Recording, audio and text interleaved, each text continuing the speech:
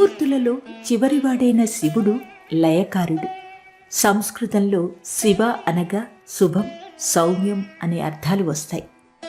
సింధు నాగరికత కాలానికే శివుడు లింగరూపంలోనూ పశుపతిగాను పూజలందుకుంటున్నాడు.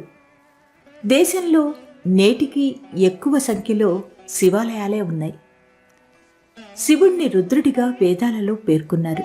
శివుడు జనన మరణాలకు అతీతుడు. శివుని ఆకృతిలో ఒక్కో దానికి ఒక్కొక్క అర్థం ఉంది. శివుడు ఎల్లప్పుడూ పులి చర్మం ధరిస్తాడు. శివుడు పులి చర్మం ధరించడానికి శివపురాణంలో ఒక కథ చెప్పబడింది.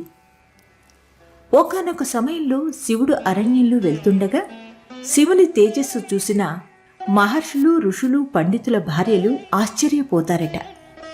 మునికాంతలు శివుని సౌందర్యానికి, శివుని తేజస్సుకు కళ్ళు తిప్పుకోలేకపోతారట. మునికాంతలలో శివుణ్ణి చూడాలన్న కాంక్ష పెరగడంతో వారు ఇంటి పనులు కూడా సరిగ్గా చేసేవారు కాదట.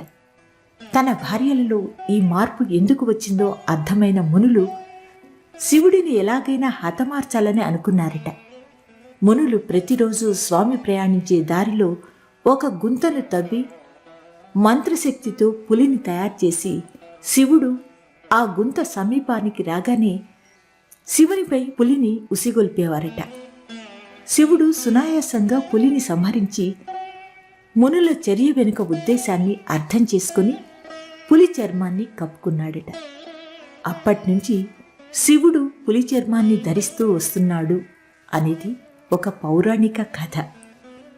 శివుడు ధరించిన పులి చర్మం అహంకారాన్ని త్యజించమని, కోరికలకు దూరంగా ఉండమని సూచిస్తుంది.